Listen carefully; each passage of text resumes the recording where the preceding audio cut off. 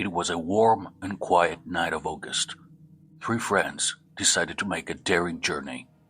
Jack, Megan, and Bob had made a bet.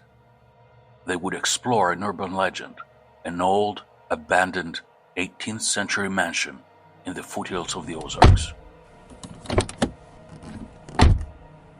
"If you lose the bet, you will be doing our homework for a whole month, Jack," Megan said.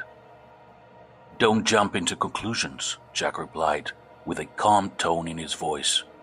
"Now listen to the creepy story that the Anderson mansion hides," he continued. "Hey, give me a cigarette, Jack, and be careful. Just don't throw us into the canyon." Bob, being the most taciturn of the group, was silently enjoying the wild and imposing Ozark plateau with an unruffled look, waiting to hear the story. The legend spoke of a mansion built in the country just a few miles away from their hometown. It was once inhabited by a young couple, Mr. and Mrs. Anderson. Their tower, as they used to call it, had housed their love, had given flesh and bones to their every desire, to their every joy, to their every sorrow. The mansion lived with the two young people, breathed through them, rejoiced with them. It mourned for them as if it was speaking in whispers, as they sank more and more into the immense darkness of their souls. "And why did they have darkness in their souls?" Megan asked. "Weren't they both happy?" The young couple, Jack continued in a monologue, wanted to complete their love by giving birth to a child that would help them leave behind their numbing love, the one they once thought would never die. After a long time and after many fruitless attempts, Mrs. Anderson finally became pregnant, and the upcoming birth of a little Anderson would mark a new beginning in their relationship, as well as a glimmer of hope that was ready to rekindle the bad of their pain-stricken love. Unfortunately for them, their joy didn't last more than 9 months, since in the year 1786, on a Thursday, a few minutes after midnight, little Anderson was born into the world. A nightmare that now left no room for awakening from the lethargy they now had sunk in. Their fearful eyes beheld the form of an eerie creature, a dark newborn being that they knew would henceforth haunt any attempt they made to make contact with the haven of reality.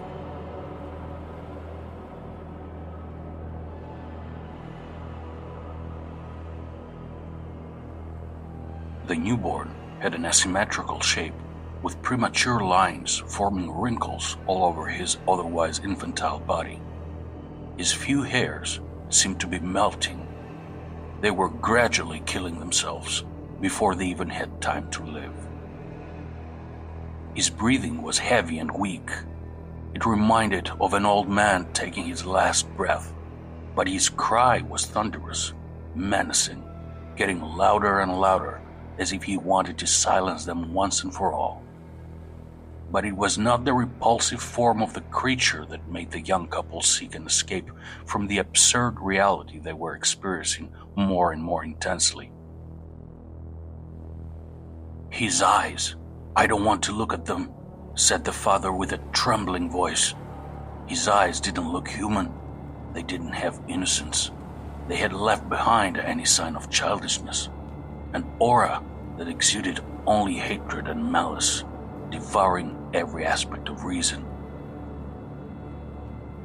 The terror and horror caused by the newborn's eyes reflected the imminent fear felt by the two parents. Only now, their own gaze was empty, as if they were defeated by death that still kept them alive. It was a nightmare of an occult reality that would follow them until it swallowed their souls. "How will we grow it?" the young mother said in a hushed voice. "Are you out of your mind? Let me choke it," the father replied in a strong tone. "The baby will live. Don't you dare hurt it." "What baby?" "This is a demon, a grotesque hallucination from hell, nothing more," said Mr. Anderson. "Whatever it is has a right to life," Miss Anderson continued with a heavy tone in her voice. The parents didn't speak again for days.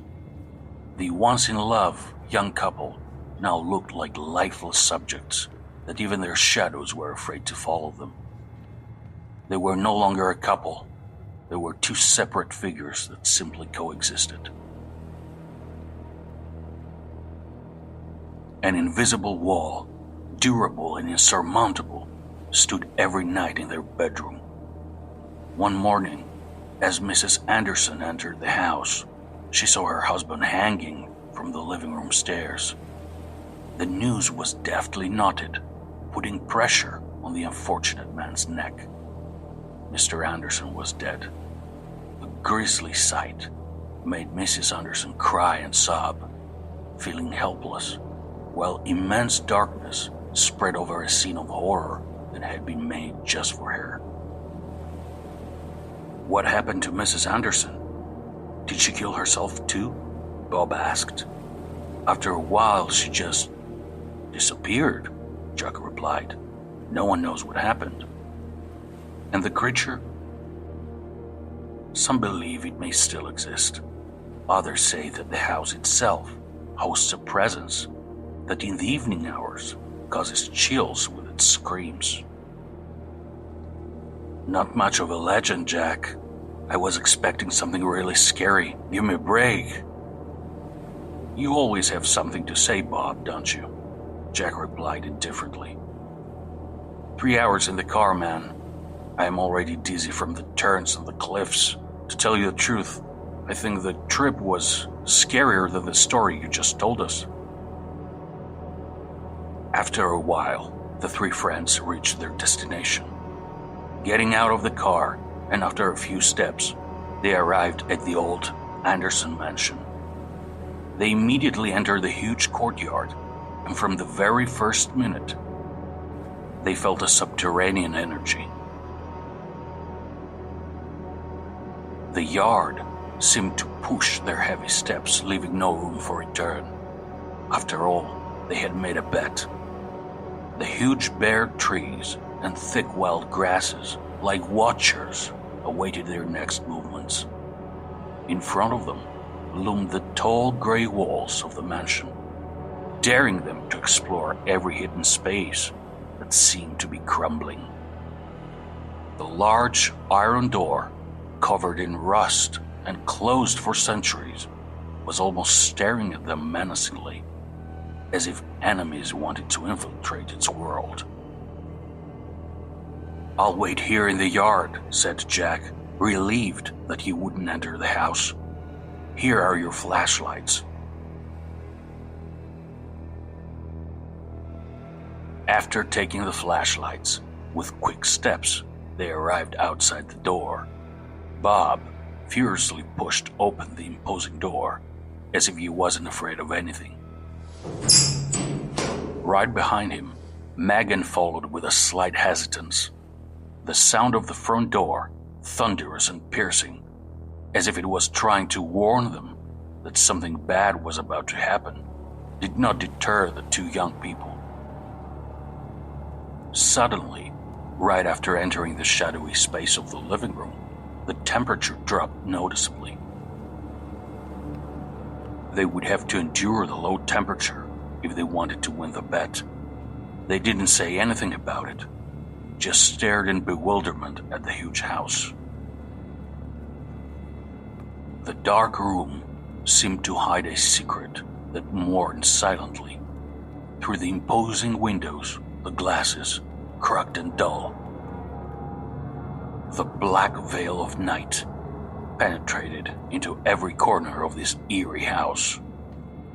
The weather-worn and molded walls trapped a smell that made it difficult for them to breathe and caused a feeling of discomfort and disorientation from reality. The staircase, standing in front of them, gave the impression that it was waiting for them, to take them to another dimension that would lure them into darkness. I think I'm freaking out a bit, Bob, Megan said anxiously. And this cold is getting stronger as it goes. I don't know if I can continue. To hell with the bet, I don't even care. It's just a scary house.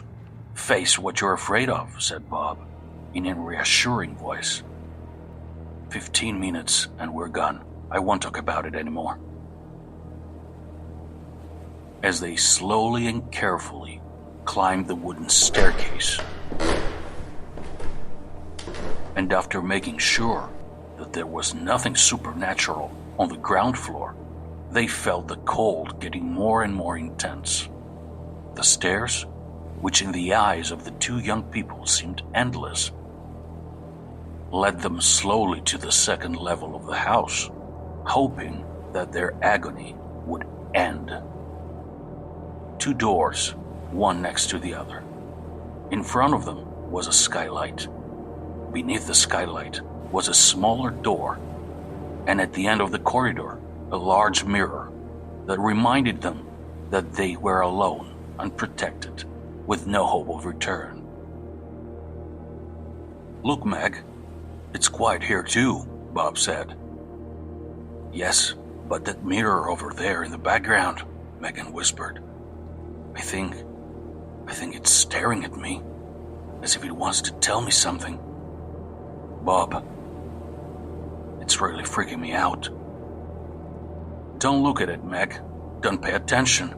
It's just an old mirror, Bob replied in a loud voice, thinking that this way he won't lose his mind. There is nothing in the house, nothing, except for dust, mold, moisture, and a fucking mirror. It cannot scare us. You are nothing, said the young man angrily, and with a strong kick he cracked it. See, Meg? Now it won't be watching us. Don't be afraid. Please relax, Bob, because now you're freaking me out too. Let's finish this, she said. Let's open the first door. With one sharp, swift movement, they opened the mysterious door. For just a moment, they remained glued to the threshold and then moved forward for a while. Only this time, they looked at each other, not wanting to talk about the room.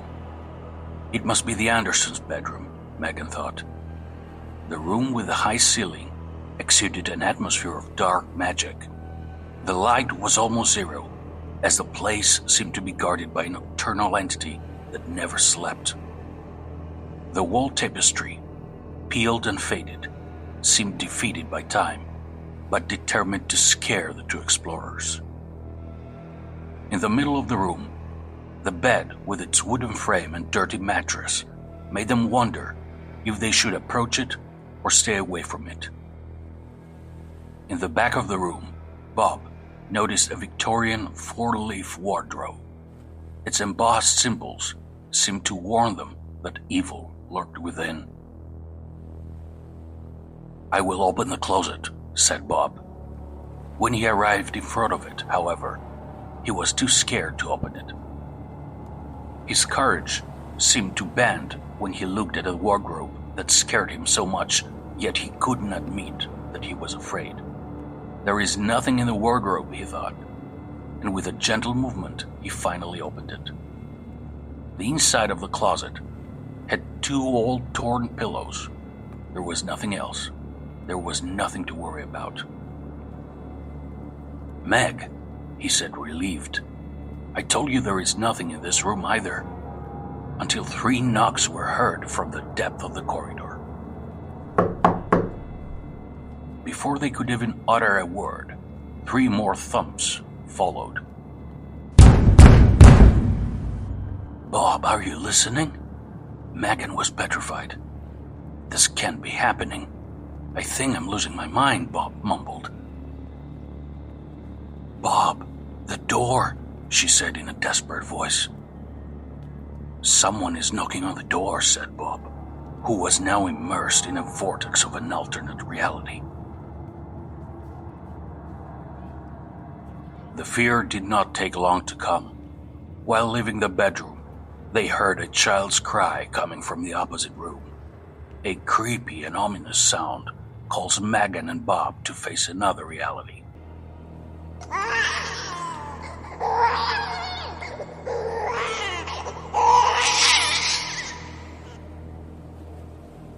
The crying will stop. The two will stand boneless outside the closed door. They want to leave the mansion. That is their only thought. The eerie children's cry rings in their ears again. This time, it's more disturbing. They can't bear to hear it. Suddenly, the door in front of them opens. They have no time to waste. They must leave the house immediately, but they are unable to leave. Their legs do not shake at all. A petite figure appears from the deep darkness of the room.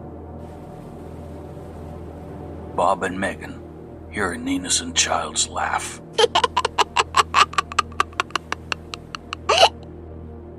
They stare blankly at the small, deformed creature. They are now trapped in an abstract and irrational time-space.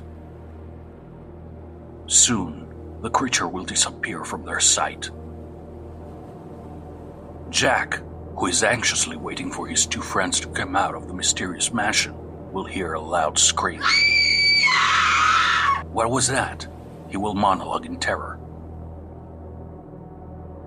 Jack hears a thunderous noise, believing that something bad has happened. The noise reminded him of his little brother falling down the stairs of their house when they were still children. Despite his hesitation, he runs to the Anderson mansion, and entering the living room, he sees Megan and Bob. Bob, Meg! His friends were standing with their backs to him. Bob, Meg, are you okay? His friends did not respond. Why aren't you talking? What happened to you? Jack said, scared. The two friends turned slowly at the same time to face Jack. Except they didn't really see him. They couldn't. They just looked at him. With the same blank stare, even their eyes seemed to be absent from the rest of their face. They stood before him like lifeless bodies, awaiting the oblivion of death. Come on, we're getting out of here. Taking them by hand, he managed to take them to the car. Jack put the two friends in the back seats and quickly started the car's engine.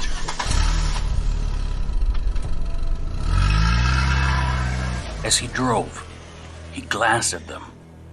He knew that house was hiding something evil. They don't move. They don't seem to breathe. Their faces have no expression. They are like two faint white humanoid figures that seem to have been overwhelmed by a powerful energy that obliterates every part of their being. But they are alive, he thought. That's what matters. Will they ever recover? Having developed a high speed with the sole purpose of reaching a nearby hospital, Jack suddenly saw three figures in front of him.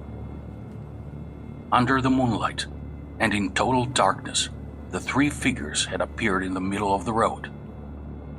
With their backs to Jack, they turned to look at him. In the middle was a woman.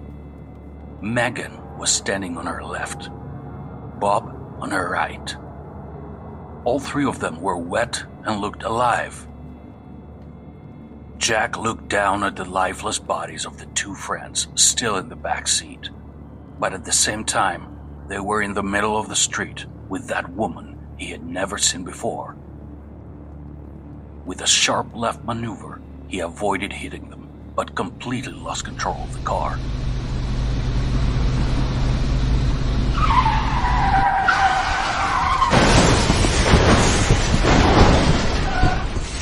The three young people were dead, the detective reported 2 days later to his superior.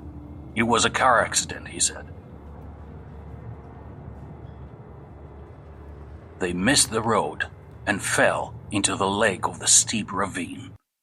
The whole incident with Jack, Megan and Bob was archived.